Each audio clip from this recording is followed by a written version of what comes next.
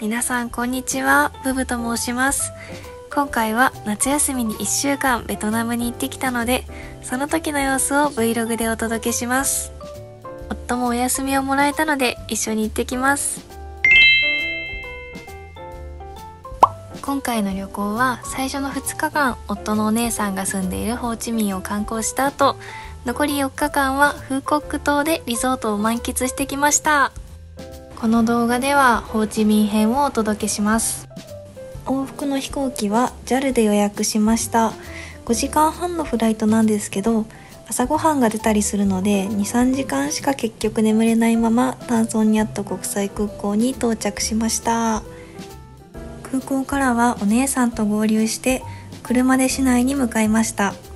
ベトナムの移動は基本的にグラブなので、日本でアプリを入れていくといいです。まずは朝ごはんにベトナムといえばのフォーを食べに来ました。ここはなんと鶏のフォー専門店ということで、人気の鶏もも肉のフォー皮付きを3つ注文していただきました。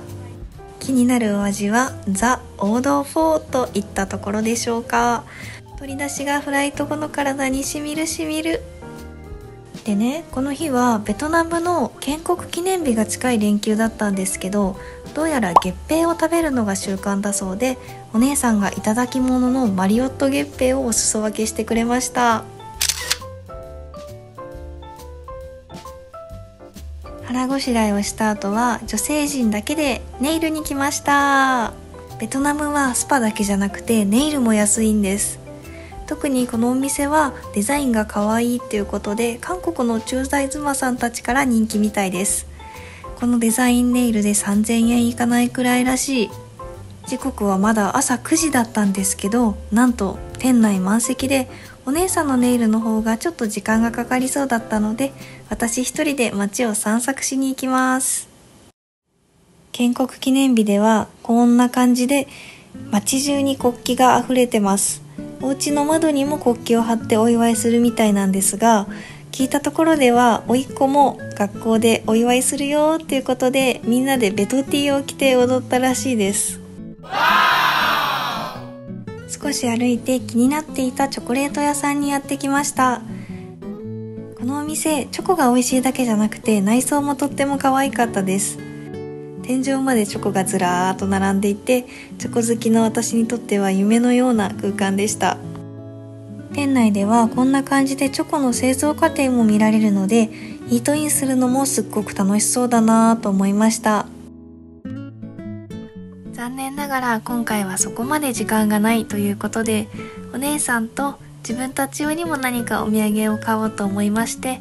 試食を楽しみつつじっくり悩んで可愛いマカロンを購入しました。続いてすぐ向かいにある甘いさんにやってきました。ここはご覧の通りすっごく可愛い食器が売っているお店です。店内をじっくり見ていたら店員さんがお水をくれました。多分何かのキャンペーンだと思います。すごい外が暑かったのでありがたかった。お皿以外にも米びつや急須、ケーキスタンドまであって、かなりラインナップは豊富でした。もう少し時間がありそうだったので、ベトナムのセブンイレブンに入ってみました。ベトナムのコンビニではサンドイッチ、おにぎりときまして、なんとバインミーが売ってるんですね。コンビニカフェはもうすでにパッケージングされてて、後から氷だけ入れるタイプみたいです。レジ横ホットスナックは肉まんにシューマイ、ちまきと中華風のラインナップでした。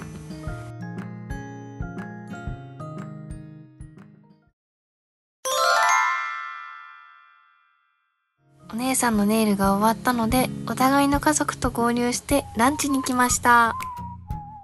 私たちは初ベトナムだったので、まずは定番ルートということで人気のお店に連れてきていただきました。そして出てきましたのは、皆さんベトナムで焼肉って思ったでしょう。全容をお見せしましょう。ここではなんとベトナム風つけ麺のブンチャーがこんな感じで炭火焼きのお肉と一緒に食べれるんです。ネムというカニの揚げ春巻きも頼んでもらいました。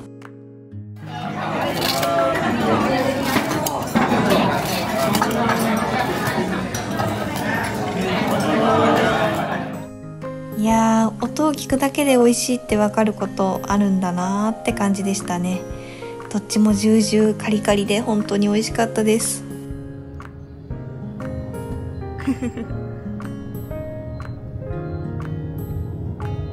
ランチの後はこちらも定番カフェらしいコンカフェさんに連れてきていただきました。私たちは人気商品のココナッツコーヒー、お姉さんたちはちょっと変わった緑豆のシェイクを頼んでいました。これフラペチーノみたいな感じですっごい美味しくて、結局ホーチミンにいる間毎日飲みに行っちゃいました。店内には可愛いグッズもあって、自然も豊かすぎてもはやジャングルにいるかのような気分で過ごせました。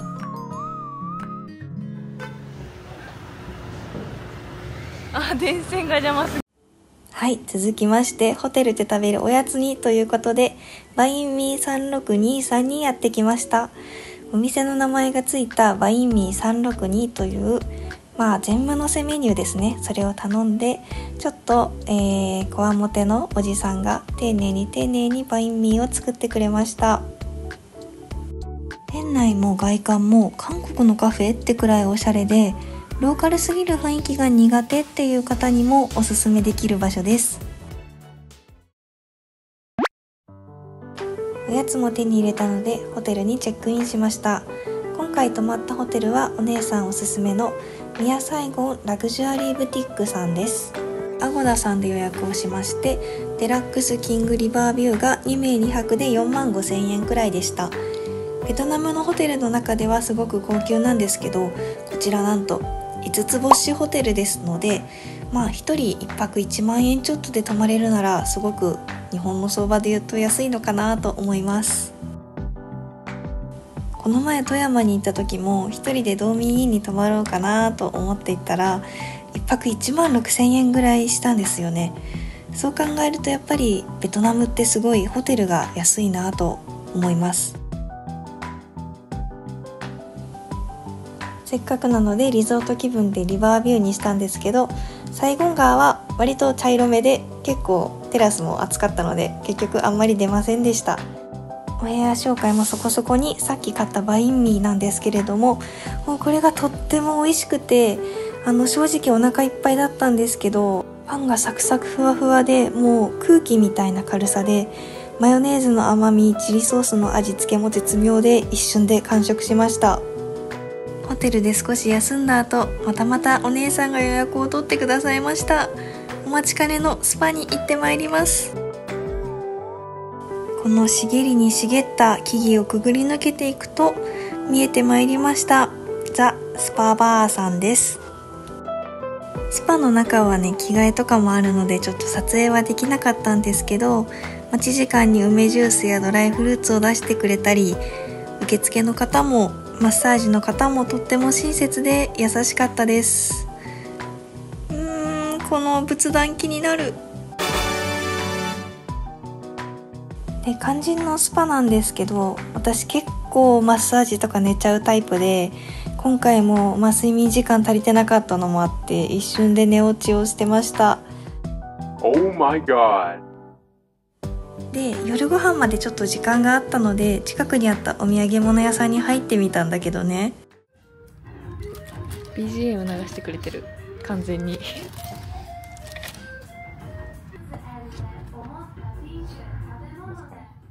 入店直後は無音だったんですけど、お客さん来たっていうので BGM かけてくれて、多分途中から日本の人だって気づいて日本語の BGM になりました。時間もそんなになかったので何も買わずに出てきてしまったんですけれども、夜ご飯のお店です。乾杯はビールということでフーダビールを頼んでみました。すっきりしてすごい飲みやすかったです。前菜にポメロという甘くない大きいグレープフルーツのサラダを頼みました。メインはこの大きなバインセオです。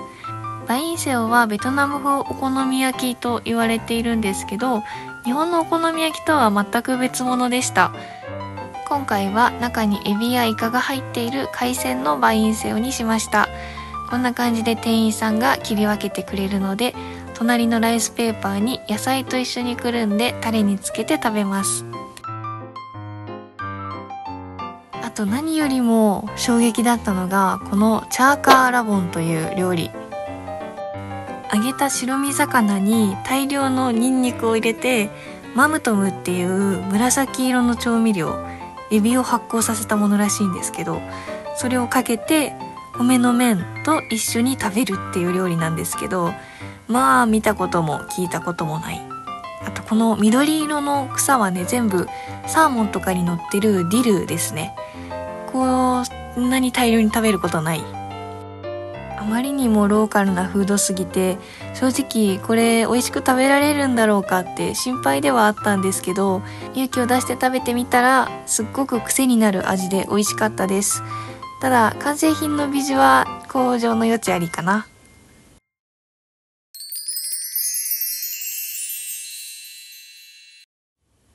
満腹でお部屋に帰って今日はゆっくり寝たいと思います。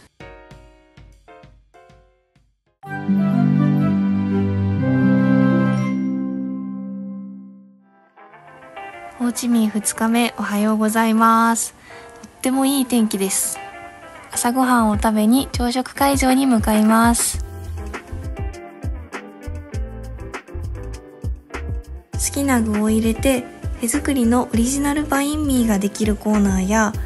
甘いパンもたくさん置いてました。こういう旅行の Vlog って結局朝食ビュッフェの内容が一番気になったりしませんか？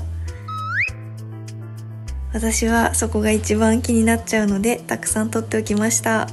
セルフでフォーを作れるコーナーもホテルビュッフェの定番らしいんですが、ミヤサイゴンのスープは寸胴鍋で煮込んでいてかなり本格的みたいです。自分でフォーを作っていたらスタッフさんが代わりに途中から作ってくださって、トッピングだったりお肉もいっぱい乗っけてくれました。フォー以外のラインナップはこんな感じで、見るからに甘そうなパンたちは意外と甘さ控えめですごく軽くいけちゃいました。料理はどれも美味しいし、景色も最高で、朝からとってもすがすがしい気持ちになりました。あと朝シャンもできちゃうらしいです。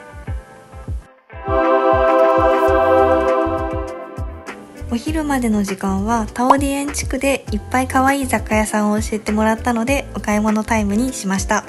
1軒目は花ベトナムさんにカゴバッグを見に来ました。ベトナムの人は手先がとっても器用なので、丈夫なカゴバッグはお土産の定番なんだそうです。特にこのお店のカゴバッグはマルニにおろしているんだとか。店内を見ているだけでも親切に店員さんがお茶を出してくださいました。3階まであってとっても広くて魅力的なカゴバッグたくさんで迷ってしまったので、一旦他のお店を見てみたいと思います。続きまして大顔って読むのかな、雑貨屋さんにやってきました。ポストカードにマグネット、T シャツと買いやすくて可愛いお土産がたくさんありました。迷いに迷ってYou are the pate to my banh mi のイラストを買ってみました。そして昨日に引き続いて甘いに戻ってきました。グレード B っていうアウトレットのお店もあるんですけど、この金縁の食器はグレード B にはないらしいので、やっぱりこれが一番可愛いなと思って 30% オフだしたくさん買っちゃいました。グレード B にも実際に行ってみたのですが、こんな感じのラインナップだったよ。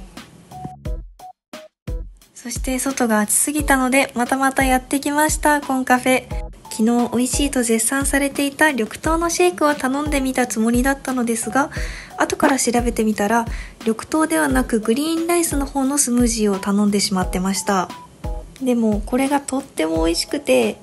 まるで飲むずんだ生クリーム大福といった感じなんですね。もちもちのお餅とココナッツミルクにちょっと豆っぽい風味があってとっても美味しかったです。お昼はお姉さん夫婦と合流してフーティウというベトナム料理を食べに行きました。フォーよりもコシのある食感が特徴で、このお店はミシュランビブグルマンも取っている有名店なんだとか。メニューには汁なしと汁ありのフーティウがあったんだけど、汁なしでも別添えで汁がもらえるよということで、海鮮の汁なしフーティウにしました。別添えの野菜だったりヌクマムをつけて食べます。ちょっと甘めの魚醤ベースで、麺はフォーより食べ応えがあってとっても美味しかったです。お姉さんたちと解散して再びカゴバッグを見に来ました。店名がねちょっと読むの難しいんですけど、多分ハンスリュンさんです。こちらのお店のカゴバッグはデザインがちょっと凝ってるものが多くて、花ベトナムの丸2バッグも若干頭をよぎったんですけど、迷いに迷ってこちらでカゴバッグを一つ購入しました。お店を出るとスコールで土砂降りだったので、一旦ホテルに戻って休憩してからスパに行きたいと思います。ホテルに着いたのでコーヒーメーカーでコーヒーを入れて、昨日自分たち用にも買ったマカロンを食べます。 Yum yum good. しばらくお部屋で休憩した後、看板猫ちゃんがいるスパ、アンズスパさんにやってきました。ここはヘッドスパもやってもらえるところがいいなと思って選びました。あと受付の時に出してもらえるこの自家製ヨーグルトがめちゃくちゃ美味しかったです。例によってやっぱりちょっと寝ちゃってたんですけど、ヘッドスパも含めてすごく気持ちよかったです。オーナーさんが編み物を好きなのかな、至る所に可愛いものがあってとても癒されました。ここから夜ご飯を食べにグラブで移動したんですけど、この車の中になんか運転手さんの相棒的なやつがいて、ちょっと可愛かったのでお裾分けします。晩ご飯はエステラというショッピングモールの中のピッツァ4ピースさんを予約していました。なんとライブ感抜群のカウンターに通していただいて、みかんビアを飲みながらピザが焼ける様子をおつまみにできるという最高のシチュエーション。自分たちが頼んだであろうピザが目の前でどんどん丁寧に作られていって、窯の中に入っていく様子がもうとっても絶景でした。大きくなって帰ってきてね。こんがりとした姿で帰ってきました。ブラータチーズが乗ったピザは店員さんがこんな感じでナイフでカットしてくれます。味は言わずもがな絶品で、生地も香ばしくて人気ナンバーワンのブラータチーズのピザに引けを取らないくらい、味噌漬けサーモンもコクがあって美味しかった。スパ帰りで酔いが回るのが早かったので2杯目はコカ・コーラゼロにしたんだけど、このグラス可愛すぎない？かわいい。4ピースとピースでかけてるのかな。続きまして、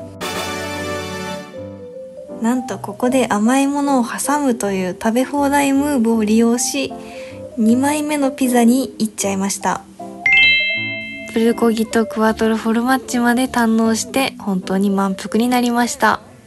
重たいお腹を抱えつつも宿泊特典でドリンク1杯無料っていうことだったので、ホテルに着いてからルーフトップバーに行きました。なんか普段バーとか全然来ないので結構緊張しました。でもなかなか行くことないのでね、貴重な経験になったなと思います。もう本当に疲労困憊だったのでこの日は爆睡でした。それではホーチミン編はこの辺で終わりたいと思います。次回フーコック島編でお会いしましょう。またねー。